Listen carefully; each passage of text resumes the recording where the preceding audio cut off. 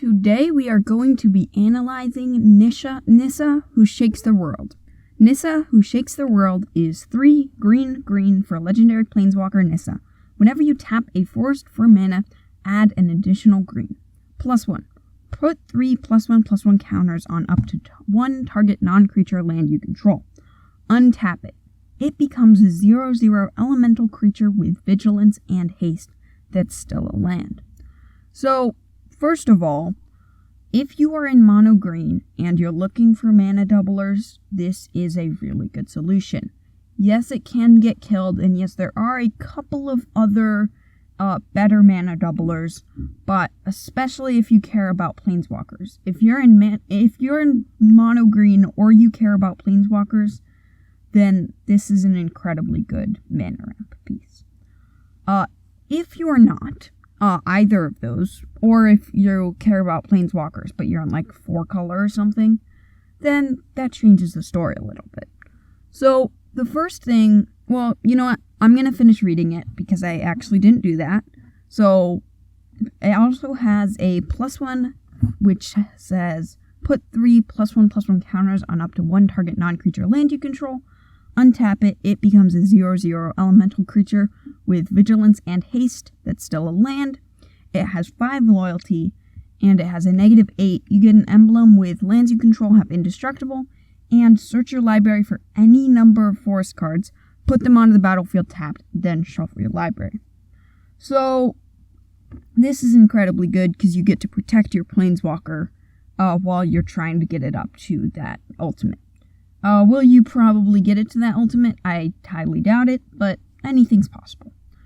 But, as a rule of thumb, in planeswalker decks, unless you have a doubler, like maybe doubling season or something, just assume you're never going to get that ultimate. Because if you can't play it when you never get the ultimate, then you shouldn't be playing it at all. Alright, so mainly with this, because the other abilities are pretty consistent and don't really need to be analyzed, what I'm figuring out is how much you're going to get with the forests. So, we're probably in this scenario, we're talking about a 2-color deck, because in 3-color decks, it's not really worth it. So, in a 2-color deck, right, first, what you have to do is you have to figure out how many lands do I have to get that extra mana from? How many forests do I have to get that extra mana from for it to be worth it at different points in the game? Like maybe the turn after you get Nissa, you want 3 forests. I think that's a pretty good baseline. I think that's relatively accurate. So we're just going to go with that. So first, you want to establish your baseline. It might be different from mine. And you're going to also want to include like which turn. If you want to do different baselines for different turns, I would recommend that, but that does make it a lot more work intensive. Alright, so now you have your baseline, right? You know I want this. The second thing you're going to do is you're going to go in your deck and you're going to count the number of forests you have. Keep in mind, yes, you can change your deck in order to accommodate for Nissa, but I highly recommend that you do not do that. It is almost never worth it. It is never worth it to change your deck for 1 card unless you plan on searching through your deck for that card. Or if it's like your entire plan of the deck. But then it's not for 1 card. It's for many, many cards. Do not do that. Okay? And so, again, what you're going to do is you're going to look through your deck, and you're going to count your forests. Just count any forest. If it's a forest and something else, great, that counts.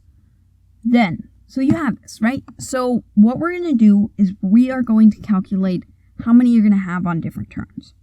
So there's a link to a hypergeometric distribution calculator in the description.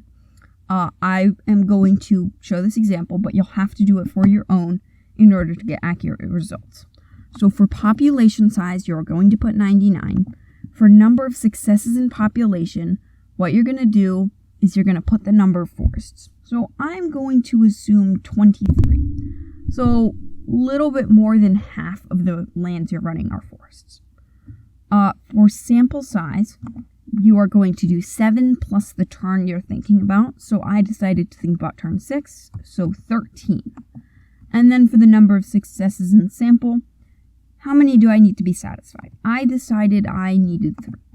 And then we just hit calculate. So with this scenario, I have a 60% chance to be satisfied, which isn't high.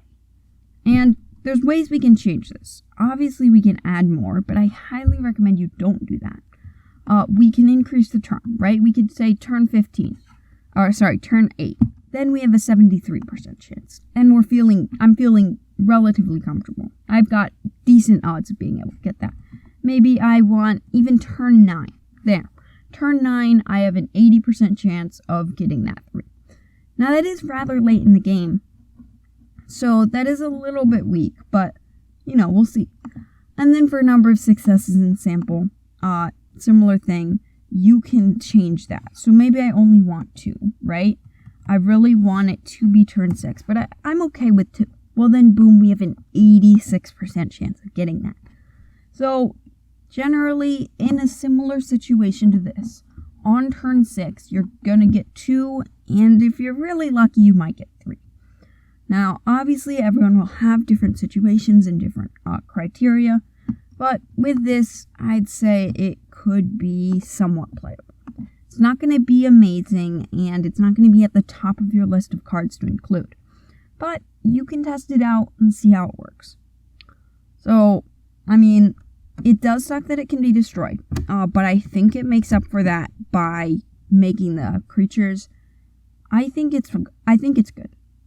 I think if you're very careful and very conscious of what deck you're putting it in and why, and you know the downsides, then you can make an educated decision and put it in. Thank you for listening, and I will see you next time.